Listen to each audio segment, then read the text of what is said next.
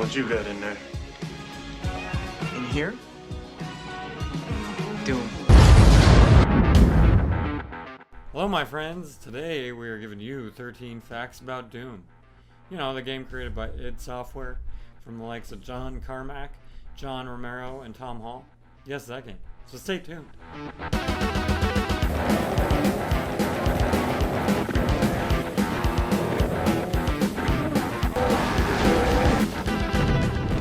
You see, originally this game was in development to be an Aliens game, because the three drew huge inspiration from the James Cameron film Aliens. They went as far as to wanting to get licensing to make an actual Aliens title, but they didn't end up doing it because they realized that if 20th Century Fox would have agreed, they just would have lost a lot of their creative freedom. Now imagine you walk outside and then you see a giant portal open up, you see demons flying out and killing people and destroying everything. Now this is where the three boys got the inspiration to switch the aliens out for demons. You see, they used to play a lot of Dungeons and Dragons, and this is how one of their campaigns ended. Wow. No, can you fucking stop? Don't touch the fucking dice. 13 with no dexterity. Miss. Just fucking bullshit. It went as far as to inspiring one of your favorite demons, the Kako demon, which is a mix between the Beholder and the Astral Dreadnought. Now if you ask me, that's fucking metal. Speaking of metal, my friends, Doom 1 and Doom 2 especially are pretty infamous for their music, taking after famous metal bands such as Slayer, oh yes, Slayer, Black Sabbath, and Alice in Chains, just to name a few. And it went as far as people trying to say that maybe they directly plagiarized these songs, which I don't know, maybe, but these bands never attacked id Software and the boys legally, because I mean, let's face it, they probably love the damn game too. Now, if you had to guess, where do you think that the weapon design came from this game? Nani? Nani? Yeah, I don't know, it got me too, but it actually came from Nerf guns out of all things. Yes, Nerf guns. Face it, you're either on one end of a Nerf weapon or the other. You know those colorful guns I used to chase your friends around with and try to kill each other with darts? I mean, at least we did when we were kids. But they took those guns and took away the pretty colors and switched them out to make them more realistic looking. And they didn't... Not all the guns come from the Nerf guns. You know, the chain gun did, shotgun did, and the rocket launcher, I think the BFG did. They actually took inspiration from the Evil Dead and Evil Dead 2 movies for the chainsaw and the super shotgun, which is pretty damn cool if you ask me. Groovy. One of the coolest parts of this game is that they released the first episode of the first Doom for free on shareware, believe it or not. So you could share it with your community, with all your friends, family, whoever want to play it, with anybody. And then you would have to purchase the next 3 episodes if you beat knee deep in the dead. They didn't do this for the second Doom because what happened was a lot of people would play the first episode. They just thought they outright beat the game. They didn't think there was any more to it, so they just didn't purchase the other ones. They didn't even know, which is pretty funny if you ask me, but I mean, they missed out on a lot of the game. That free shareware experience ended up being a really good idea for the boys.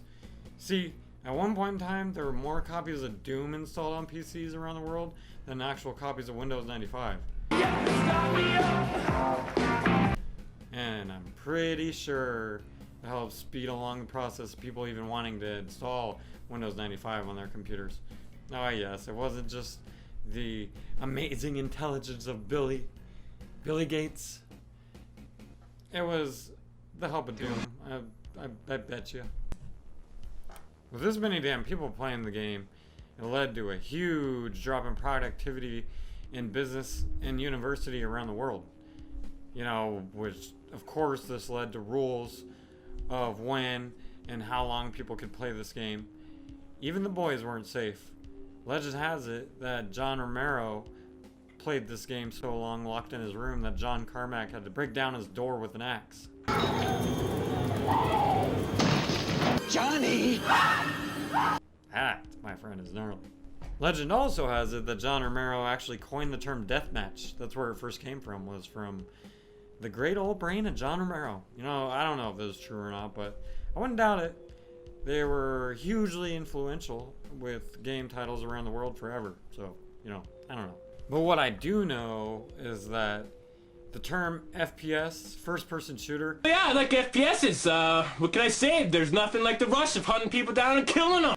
That didn't actually come along till 1998, you see. Doom, created in 1993, was the biggest first-person shooter at the time, and all of the games after it for the next 5 years would be called Doom clones, which you can see some similarities in games nowadays where you have Metroidvania games, which, you know, take after the game Metroid. Huge influential game. That's huge. It's a huge bitch. So get ready for this one, folks. Tom Hall created something called The Doom Bible. which is actually really cool. So he went above and beyond and he created this really elaborate story with 4 different characters with different abilities, and had this huge story behind Doom and how it would work and all this stuff going on. And they didn't end up using basically none of it. John Carmak didn't want to use it. He just wanted, like, you know, a straightforward first-person shooter that was all about the gameplay and, like, barely any story. Which, you know, I'm down with it. It ended up being amazing. But Tom Hall didn't really take it as lightly as everybody else, and ended in his resignation, which is also crazy. But yeah, the Doom Bible, I kind of skimmed through it. I haven't really read it yet, but I'll leave the link in the description if you want to read it. You can actually read the whole thing in PDF style. Maybe later we'll do a video about it. But yeah, that's the Doom Bible for you. Now, do you remember all the shenanigans with Doom, Windows 95, and Bill Gates? Well, when he wanted a port developed so that people could play it on Windows 95, guess who the head of that team was? You know him. You love him. Gabe Newell. Oh, yes. He didn't even believe that there could be a game that would be good enough to where you could play it on one of these operating systems. But he was blown away by Doom like everybody else, and so he basically worked on this port for basically nothing. Later, he left with Mike Harrington to create Valve, and they actually created another one of the best FPSs in the world, Half-Life.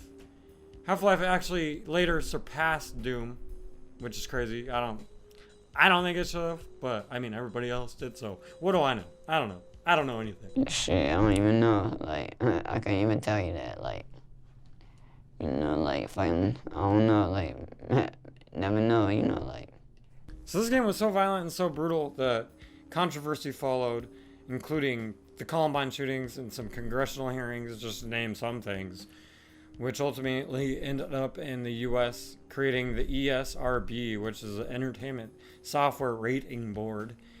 They ended up giving Doom a mature rating, and Germany wasn't so lenient. You see, you couldn't play uncut versions of Doom 1 or Doom 2 in the country. They were outright banned. And this didn't get lifted until 2009 when Bethesda basically acquired ID Software. Then they lobbied the government to get rid of the ban, and it was finally lifted in 2011. It took 17 years. It's crazy. And speaking of Germany and Doom, it didn't help ID that in the early versions of the game, there were swastikas in some of the level design and stuff like that. But now, people in Germany can finally enjoy Doom Uncut. All of the Dooms Uncut, which is amazing, if you ask me. And the weirdest tidbit of all this, my friends, is that there was actually a version of this game made for PlayStation by different people entirely, I'm pretty sure. But there was a part in this PlayStation version where if you get killed by Cyber Demon 48 times in a row, you actually become Goro. You can play as Goro. But, I mean, I'm a huge Mortal Kombat fan, so it's pretty cool, I guess. But I don't see... I gotta check that out. Anyways, If you like this video, like it, subscribe it, and help me out. Help this glitch guy in the algorithm a little bit.